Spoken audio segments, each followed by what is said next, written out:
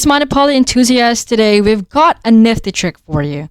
The secrets to having two Monopoly Go accounts on a single device.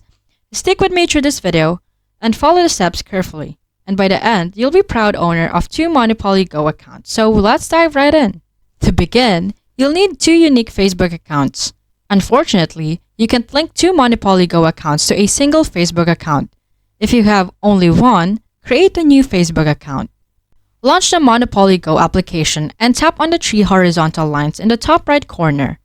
This opens a side menu. Click on the settings icon and then on the next screen, hit the Connect Account button. If you're already connected, you'll see a Disconnect button. If you're an Android user, long hold the Monopoly Go icon. Tap on App Info and clear data.